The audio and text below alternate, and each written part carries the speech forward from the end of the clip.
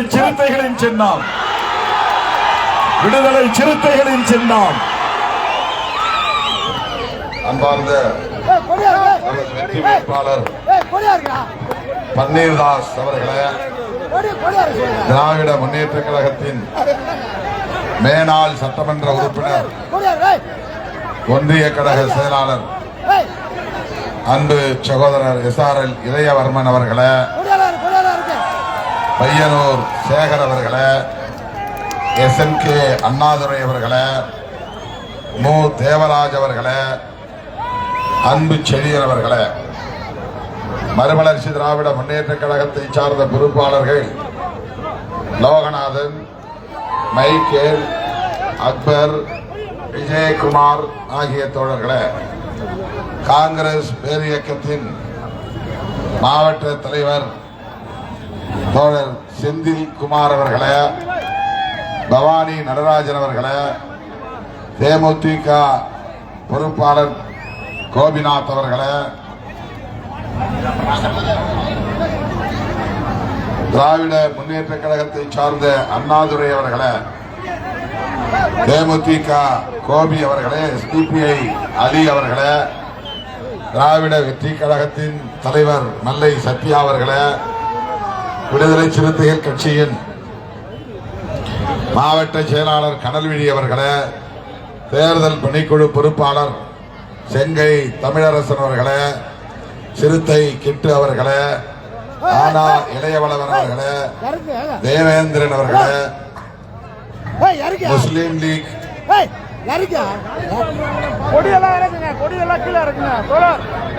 செல்வம் சங்கர் அவர்களே, செல்வம் சங்கர், ஜெகதீசன், அன்பு ஆகிய தோழர்களே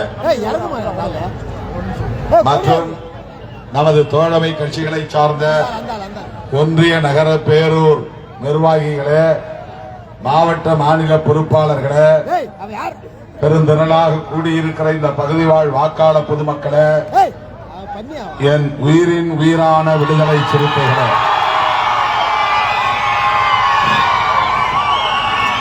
உங்கள் அனைவருக்கும் என்னுடைய பணிவார்ந்த வணக்கத்தை தெரிவித்துக் கொள்கிறேன். தம்பி சமரன் உள்ளிட்ட அனைவருக்கும் என்னுடைய வணக்கத்தை தெரிவித்துக் கொள்கிறேன். விடுதலை சிறுத்தைகளின் பொறுப்பாளர்கள் பெயர்கள் விடுபட்டிருந்தால் பொறுத்தருட வேண்டுகிறேன். தோழர்களே, திராவிட முன்னேற்ற கழகத்தின் தலைவர், தமிழ்நாடு முதலமைச்சர் அண்ணன் தளபதி ஸ்டாலின் அவர்களின் வாழ்த்துக்களோடு திருப்போரூர் தொகுதியில் பன்னீர்தாஸ் அவர்கள் பானை சின்னத்திலே போட்டியிடுகிறார். அவருக்கு உங்களுடைய பேராதரவை, நல்லாதரவை நல்கிட வேண்டும் என கேட்டு உங்களை தேடி வந்திருக்கிறோம், நாடி வந்திருக்கிறோம். அதற்கு முன்னதாக கடந்த முறை இதே தொகுதியில் போட்டியிட்ட தம்பி SS பாலாஜி அவர்களுக்கு ஆதரவளித்து அவரை சட்டமன்ற உறுப்பினராக்கிய உங்களுக்கு நான் இந்த முறையும் இந்த நேரத்திலும் இந்த நாளிலும் என்னுடைய நெஞ்சார்ந்த நன்றியை உரித்தாக்குகிறேன். அவர் கடந்த 5 ஆண்டுகளாக திறம்பட சட்டமன்றத்தில் பணியாற்றினார். தமிழ்நாடு முதலமைச்சர் தட்டி கொடுக்கும் வகையில் பணியாற்றினார். அவருக்கு நான் 2வது முறை வாய்ப்பளிக்க இயலவில்லை. அடுத்தடுத்து புதியவர்களுக்கு வாய்ப்பளிக்க வேண்டும் என்று கட்சியில் ஒரு நிலைப்பாடு எடுத்த காரணத்தினால் அவருக்கும் ஷானவாஸ் ஆகியோருக்கு, பனையூர் பாபு உள்ளிட்டோருக்கு வாய்ப்பளிக்க இயலவில்லை. இந்த வரை திருப்போரூர் தொகுதியில் பன்னீர்தாஸ் விடுதலை சிறுத்தைகள் கட்சியின் அமைப்பு செயலாளர் ஏறத்தாழ 20 ஆண்டுகளாக என்னோடு தொடர்ந்து பயணிக்கக்கூடியவர். சென்னை கார்ப்பரேஷன் கவுன்சிலராக ஒரு முறை சுயேட்சையாக வெற்றி பெற்று அதன் பிறகு விடுதலை சிறுத்தையாய் தன்னை அதிகாரபூர்வமாக அறிவித்துக் கொண்டவர்.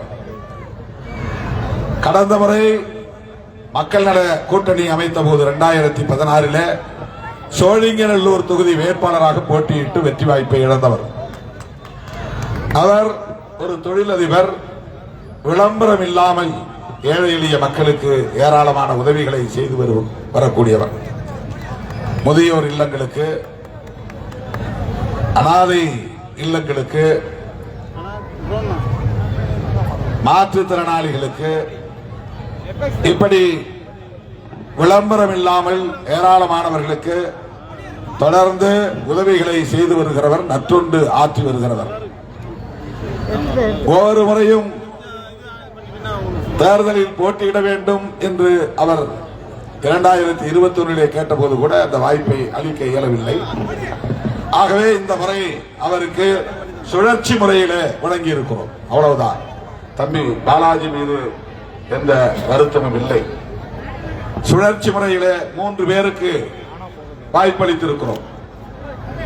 ஷானவாசுக்கு பதிலாக அப்துல் ரஹ்மான், SS பாலாஜிக்கு பதிலாக பன்னீர்தாஸ், கடையூர் பாபு போட்டியிட்ட இடத்திலே இன்றைக்கு பொதுச் செயலாளர் சிந்தனை செல்வன் மீண்டும் போட்டியிடுகிறார். அவர் பொதுச் செயலாளர் என்கிற முறையில் அவருக்கு மறுபடியும் களத்திலே போட்டியிடுகிற வாய்ப்பை வழங்குகிறோம். ஆகவே SS பாலாஜி அவர்கள் திறம்பட பணியாற்றியவர். இந்த தொகுதியின் மேம்பாட்டுக்காக சட்டமன்றத்திலே குரல் கொடுத்தவர். அந்த நன்றி உணர்வோடு மீண்டும் உங்களை சந்திக்க வந்திருக்கிறோம். வேட்பாளர் தான் மாறி இருக்கிறார். ஆனால் அண்ணன் முத்துவேல் கருணாநிதி ஸ்டாலின் அவர்களின் வாழ்த்துக்களோடு, தோழமை கட்சி தலைவர்களின் வாழ்த்துக்களோடு இந்த களத்திலே நிற்கிற இரா பன்னீர்தாஸ் அவர்களுக்கு உங்கள் பேராதரவை நல்க வேண்டும் என்று கேட்டுக் கொள்கிறேன். திராவிட முன்னேற்ற கழகத்தின் ஆட்சி மீண்டும் தொடர வேண்டும்.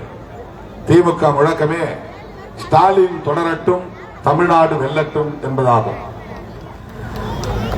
ஸ்டாலின் தொடரட்டும், திமுக வெல்லட்டும் என்று சொல்லவில்லை. ஸ்டாலின் தொடரட்டும், மதசார்பற்ற முற்போக்கு கூட்டணி வெல்லட்டும் என்று சொல்லவில்லை. ஸ்டாலின் தொடரட்டும், தமிழ்நாடு வெல்லட்டும். இதுதான் அண்ணன் முத்துவேல் கருணாநிதி ஸ்டாலின் அவர்களின் முழக்கம். இதில் நுட்பமான அரசியல் இருக்கிறது, தொலைநோக்கு பார்வை இருக்கிறது. இங்கே நடக்கிற தேர்தல் யுத்தம் என்பது திமுக அணிக்கும் அதிமுக அணிக்கும் இடையிலான சராசரியான ஒரு தேர்தல் அல்ல. தமிழ்நாடு ஒட்டுமொத்தமாக ஒரு சக்தியை எதிர்த்து நிற்கிறது. அந்த சக்தி எது? அதுதான் இந்த முழக்கத்தில் உள்ள செய்தி. தமிழ்நாடு வெல்லட்டும், ஸ்டாலின் வெல்லட்டும் என்று சொல்லி இருக்கலாம், திமுக வெல்லட்டும் என்று சொல்லி இருக்கலாம், மதசார்பற்ற முற்போக்கு கூட்டணி வெல்லட்டும் அல்லது திமுக கூட்டணி வெல்லட்டும் என்று சொல்லி இருக்கலாம். அப்படி சொல்லாமல் தமிழ்நாடு வெல்லட்டும் என்று முதலமைச்சர் அவர்கள் திராவிட முன்னேற்ற கழகத்தின் சார்பில் ஒரு முழக்கத்தை முன்வைத்திருக்கிறார். அதற்கு என்ன காரணம் என்றால், திமுக கூட்டணியை எதிர்த்து நிற்கிற அதிமுக பாஜக கூட்டணி சராசரியான அரசியல் கட்சிகள் சேர்ந்து உருவாக்கி இருக்கிற கூட்டணி அல்ல. அவர்கள் தமிழ்நாட்டுக்கு எதிரான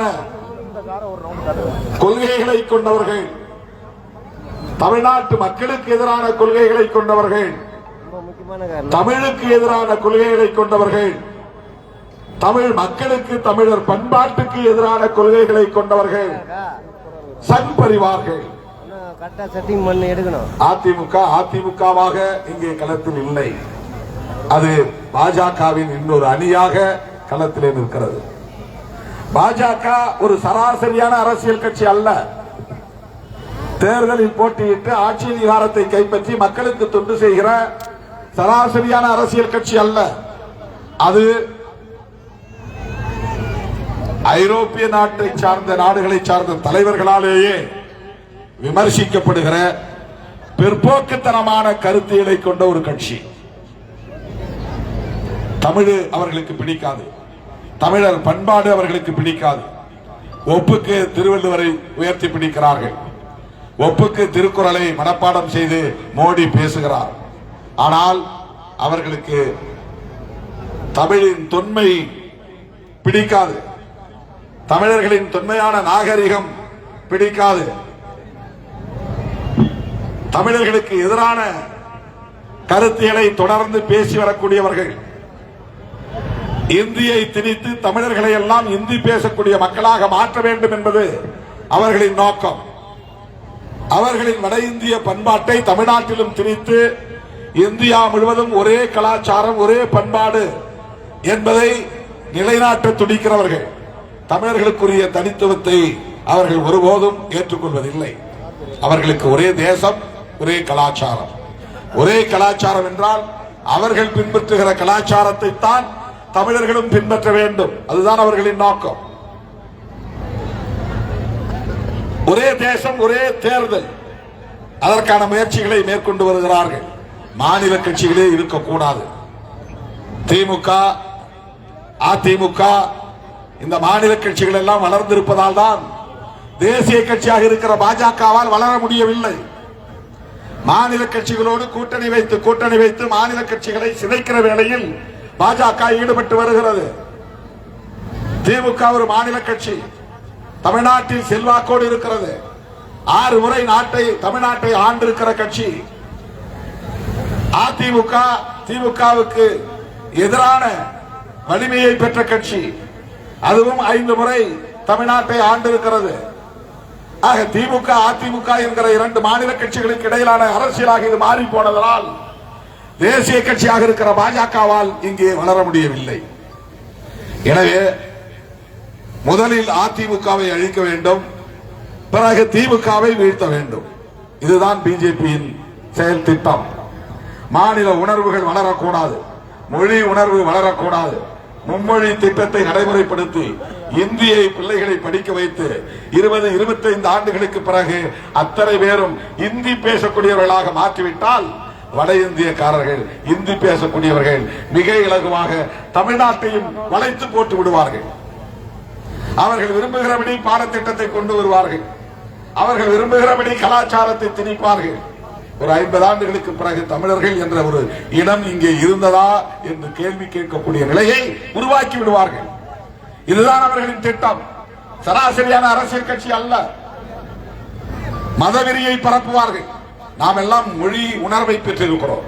நாங்கள் தமிழர்கள், எங்கள் நாகரிகம் தமிழர் நாகரிகம் என்கிற போது சாதி உணர்வும் மத உணர்வும் பெண்ணுக்கு தள்ளப்பட்டது.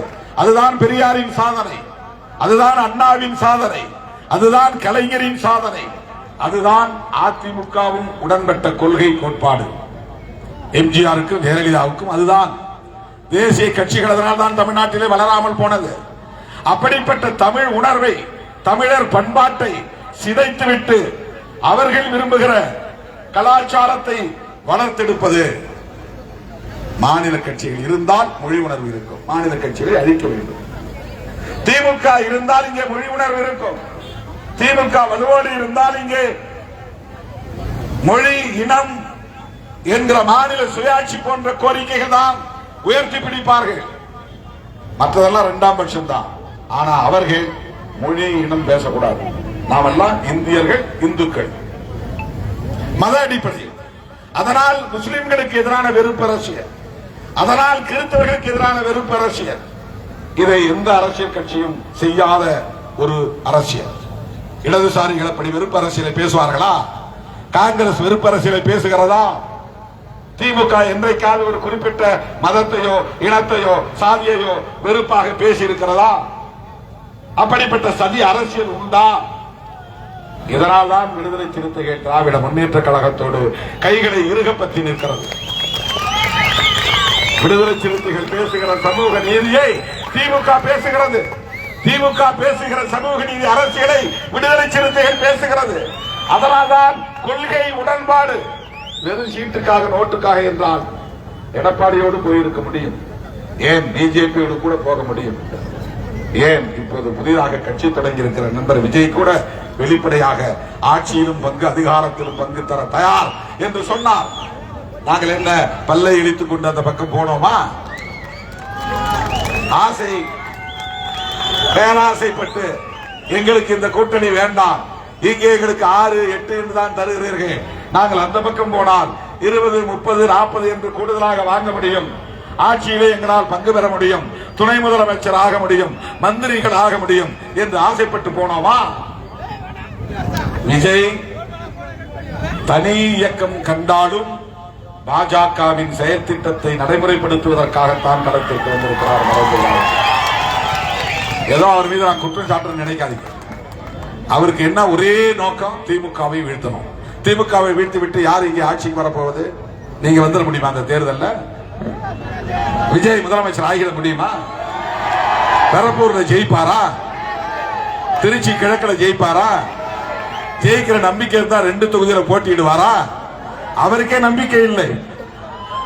ஓட்டு வாங்கலாம், ஜெயிக்க முடியாது. அப்போ திமுகவை தோற்கடிக்க வேண்டும் என்பதுதான் உங்கள் நோக்கம் என்றால், யாரை ஆட்சிக்கு கொண்டு வர வேண்டும் என்று விரும்புகிறீர்கள்? அந்த இடத்துல உங்களால் வர முடியாது, அது உங்களுக்கும் தெரியுமே. நண்பர் விஜயை பார்த்து நான் கேட்கிறேன், திமுகவை வீழ்த்துங்கள், சரி. திமுக ஆட்சிக்கு வரக்கூடாது, சரி.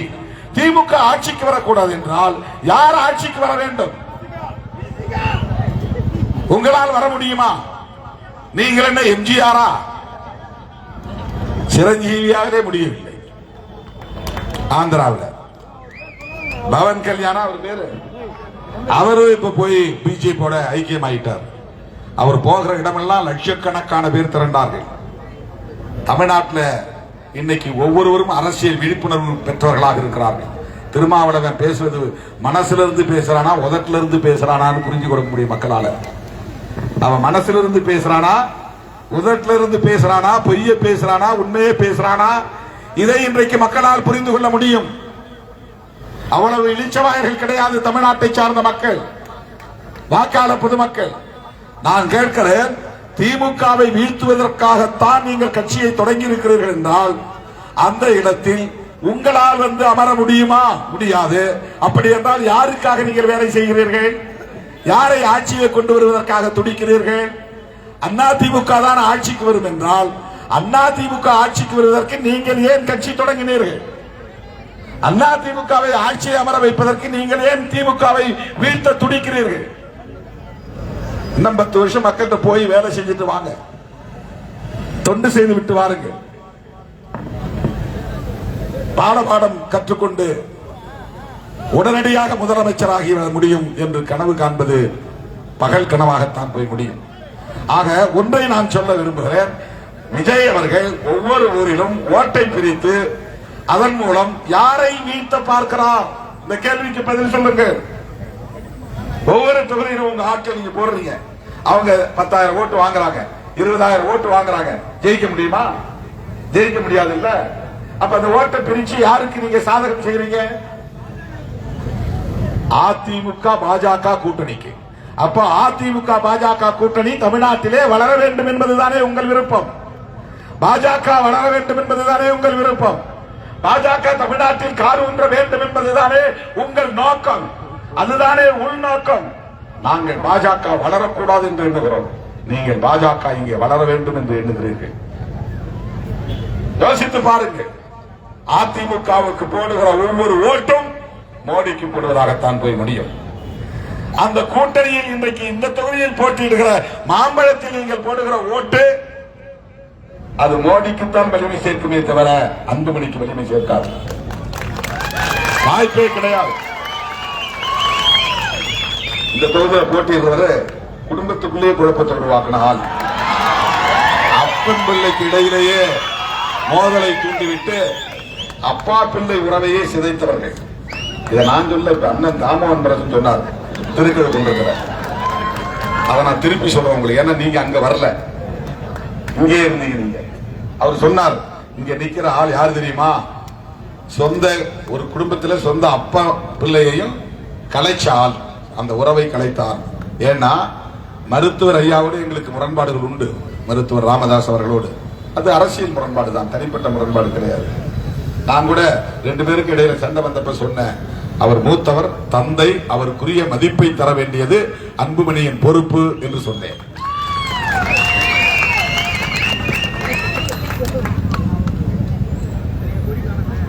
இந்த தொகுதியில் போட்டியிடக்கூடிய வேட்பாளர் மருத்துவர் ராமதாஸ் அவர்களுக்கு எதிராக செயல்பட்டு பாமகவை இரண்டாக உடைப்பதற்கு காரணமாக இருந்தவர்.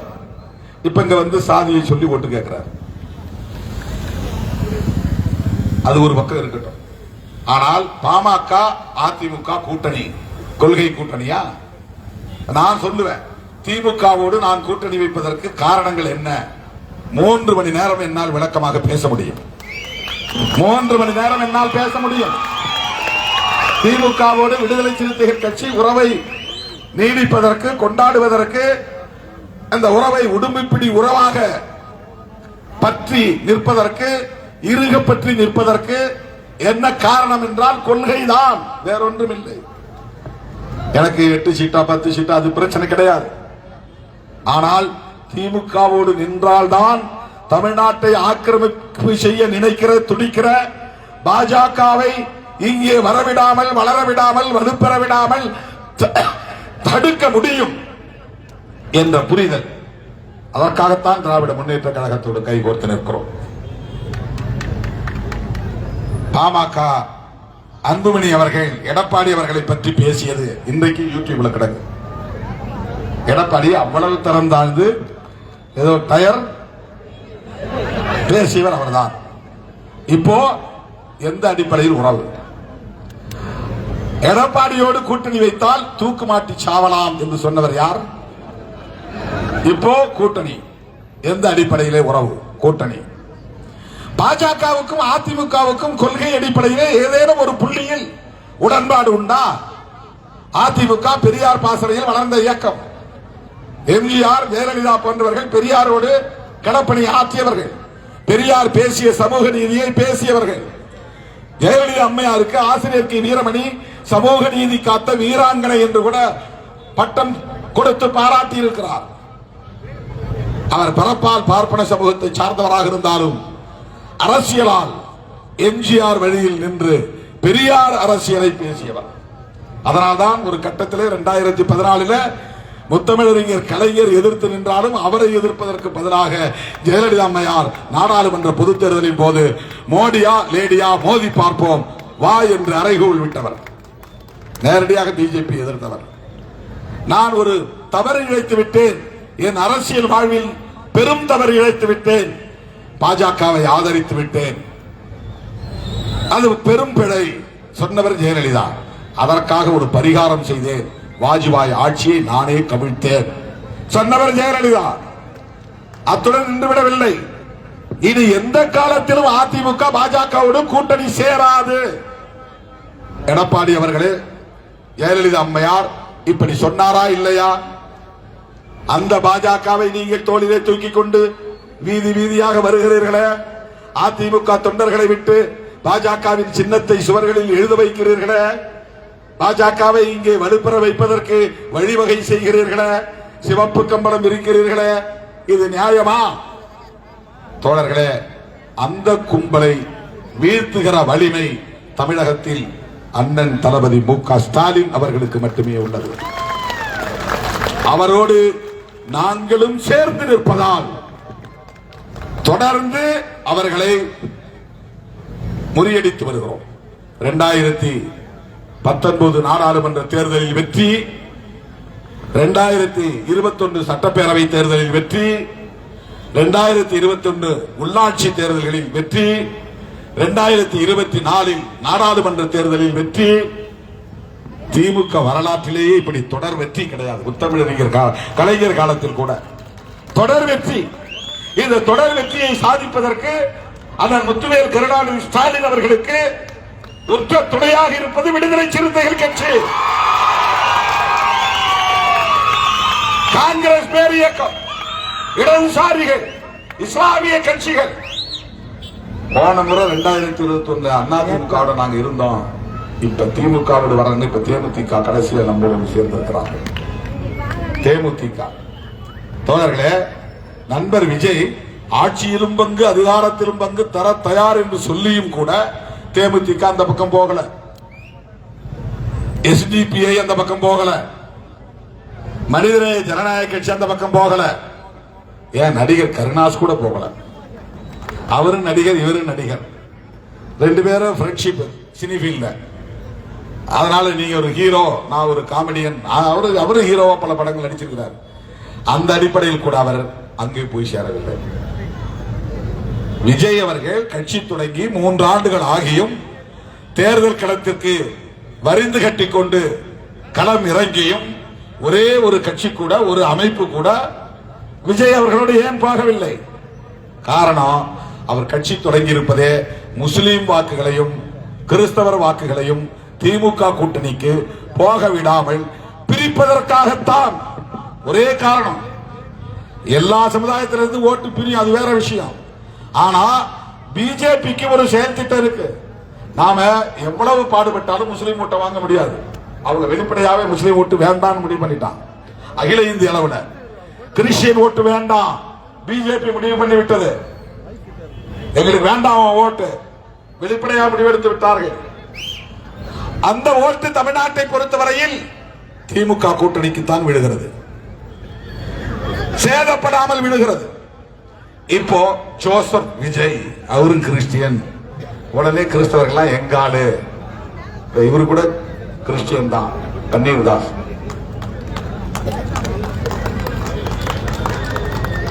ஜோசப் விஜய் ஒண்ணு கிறிஸ்தவர்கள் ஓட்டெல்லாம் அவர் பக்கம் வரும்.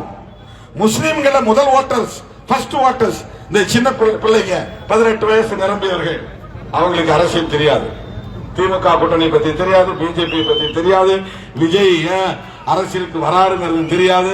சினிமாவில் பார்த்தோம், இப்ப திடீர்னு நீதிக்கு வந்து நிற்கிறாரு, ஒரு கிரேஸ் வரா. அந்த ஓட்டை எல்லாம் பிரிப்பதுதான் அவர்களின் உத்தி. அவர்களின் உத்தி எப்படின்னா, திமுக கூட்டணிக்கு முஸ்லிம் ஓட்டும் கிறிஸ்டியன் ஓட்டும் பெருவாரியாக என்பாசாக போய் விழுகிறது. அதை பிரிக்க வேண்டும். 300 ஓட்டு 400 ஓட்டு என்று ஒரு தொகுதிக்கு பிரித்தால் கூட, ஒவ்வொரு சட்டமன்ற தொகுதி பிரித்தால் கூட அது வெற்றி வாய்ப்பை பாதிக்க வாய்ப்பு இருக்கிறது. 1000 ஓட்டு 2000 ஓட்டு பிரித்தால் கூட வெற்றி வாய்ப்பை பாதிக்கும். ஆகவே திமுக கூட்டணியில் வெற்றி வாய்ப்பை பாதிப்படைய வைப்பதற்காக களமிறங்கி இருப்பவர் தான் நண்பர் விஜய். பொதுமக்கள் புரிந்து கொள்ள வேண்டும். அப்படி விஜய் அவர்களும் பிஜேபியும் அதிமுகவும் அந்த கூட்டணி கட்சிகளும் செய்கிற வேலைகள் தமிழ்நாட்டின் நலன்களுக்காக அல்ல, RSS உள்ளிட்ட சங் பரிவார்களின் கனவை நனவாக்குவதற்காகத்தான் செயல்படுகிறார்கள். தமிழ்நாட்டை உத்தரப்பிரதேசமாக மாற்றி விடுவார்கள், தமிழ்நாட்டை மகாராஷ்டிராவாக மாற்றுவார்கள், தமிழ்நாட்டை மத்திய பிரதேசமாக மாற்றி விடுவார்கள், தமிழ்நாட்டை பீகாரை போல மாற்றி விடுவார்கள்.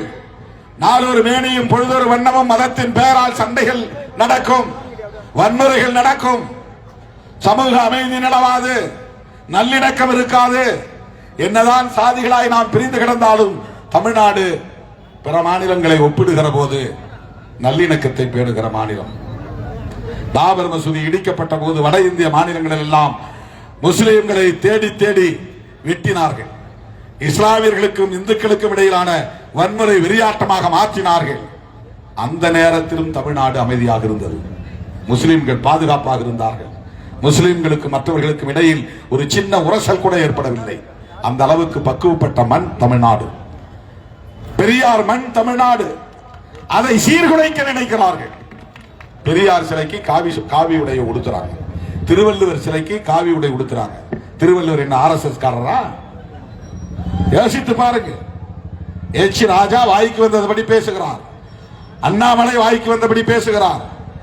1-2 MLA ஜெயித்ததற்கே இப்படி பேசுகிறார்கள் என்றால் அதிமுகவை பயன்படுத்தி ஒரு 10 பேர் அவர்கள் உள்ளே போனால் நிலைமை என்ன ஆகும்? தேர்தலுக்கு பிறகு பாருங்க, பாஜக காரன் முதல்ல ஆட்டத்தை கலைச்சி புது ஆட்டம் ஆட போறான். இப்ப அதிமுகவோடு கூட்டணி, தேர்தலுக்கு பிறகு அதிமுகவையே விழுங்கி ஏப்பமிடுகிற வேலையை செய்ய போகிறார்கள். 2031 அவங்களுடைய டார்கெட் என்னன்னா, இப்போ அதிமுகவை காலி பண்ணிடணும். ஏன்னா கரிஸ்மேட்டிக் லீடர், கவர்ச்சி நிறைந்த தலைவர்கள் எம்ஜிஆரும் இல்லை, ஜெயலலிதா அம்மையாரும் இல்லை. ஆனால் எடப்பாடி பழனிசாமி அவர்கள் 4 ஆண்டுகள் முதலமைச்சராக இருந்தார் என்பது ஒரு சாதனை. கட்சியை கட்டுக்கோப்பாக வைத்திருந்தார். என்று எல்லோரும் பாராட்டுகிற அளவுக்கு அந்த காலத்தில் அதிகாரத்தில் இருந்தபோது இருந்தார். ஆனால் படிப்படியாக அதிமுக வாக்கு சதவிகிதம் குறைந்து கொண்டே வருகிறது. படிப்படியாக குறைந்து கொண்டே வருகிறது. கொஞ்சம் கொஞ்சமாக பாஜக வாக்கு வங்கி உயர்ந்து கொண்டே போகிறது. என்ன அர்த்தம்? பாண்டிச்சேரியில 10க்கும் மேற்பட்ட இடங்களில் போட்டியிட்ட அதிமுக கடந்த காலங்களில் இப்போது பிஜேபி 10 இடங்களில் போட்டியிடுகிறது, அதிமுக 2 இடங்களில் போட்டியிடுகிறது. பாண்டிச்சேரியில் அதிமுக தேய்ந்து விட்டது. 2 சீட்டு தான். பிஜேபி 10 சீட்டு. புதுசா கட்சி தொடங்கின சார்ல்ஸ் மார்டின் அவரு 3 சீட்டு, அவரே 3 சீட்டு, அதிமுக 2 சீட்டு. பாண்டிச்சேரியிலே அதிமுக தேய்ந்ததற்கு யார் காரணம்? எது காரணம்?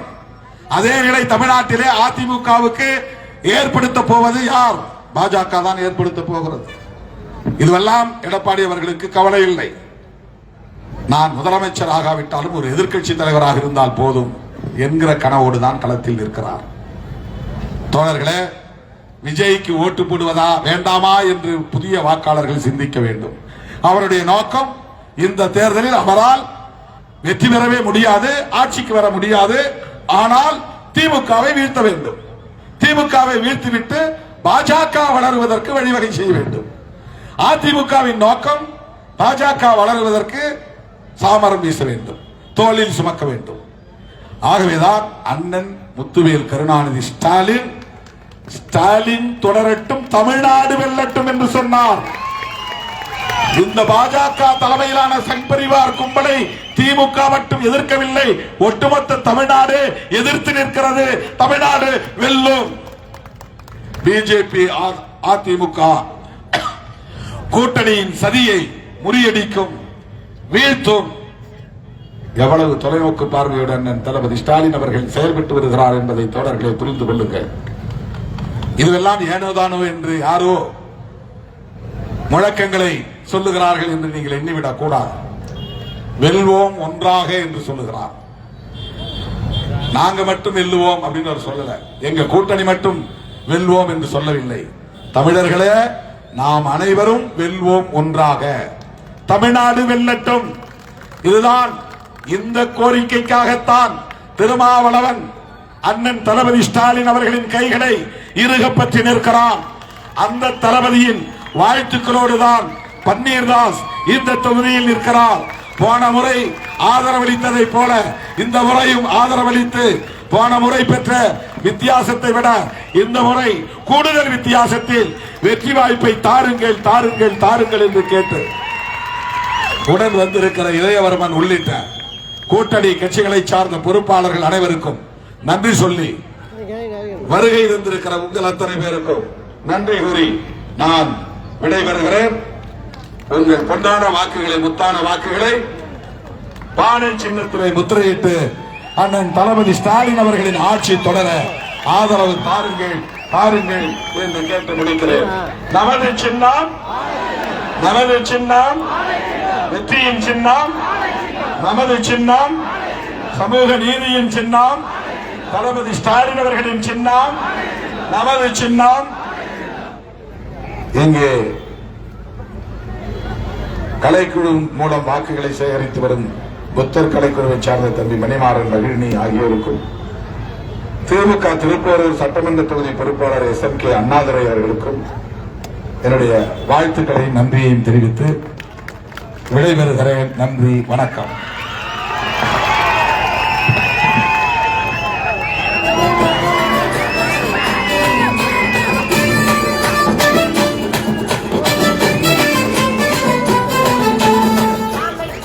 நமது சின்னம், நமது சின்னம் அண்ணன் எழுச்சி தமிழர் சின்னம், முத்துவேல் கருணாநிதி MK ஸ்டாலின் அவர்களின் சின்னம். நீங்கள் எல்லாம் வெற்றி பானை சின்னத்தில் வாக்களித்து வெற்றி பெற செய்திருக்கின்றனால் நம்முடைய தளபதி அவர்கள் மீண்டும் தமிழகத்திலே முதலமைச்சராக அமைவார் என்று இந்த நேரத்தில் தெரிவித்து, நமது சின்னம் வெற்றியின் சின்னம், நமது சின்னம், நமது சின்னம், நமது சின்னம்.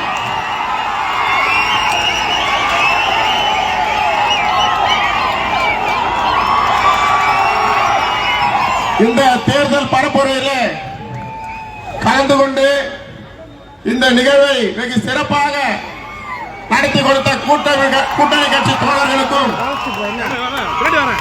திராவிட முன்னேற்ற கழகத்தினுடைய சகோதர சகோதரிகளுக்கும் நிர்வாகிகளுக்கும் அனைத்து கூட்டணி தோழர்களுக்கும் மனமார்ந்த நன்றியை தெரிவித்துக் கொள்கின்றேன். நன்றி நன்றி நன்றி. மறவாமல் பானை சின்னத்திலே வாக்களித்து பெருவாரியான வாக்கு வித்தியாசத்திலே வெற்றி பெற செய்ய வேண்டும். அது மட்டுமல்ல, நம்முடைய தலைவர் முதல்வர் அவர்கள் மாதம் உரிமை தொகை 1000 என்பதை மீண்டும் ஆட்சி அமைத்தவுடன் 2000 உயர்த்தி தருவார் என்று கூறியிருக்கிறார்கள். அந்த வாக்குறுதியை நிறைவேற்ற வேண்டும் என்று சொன்னால் நீங்கள் எல்லாம் பானை சின்னத்திலே வாக்களிக்க வேண்டும்.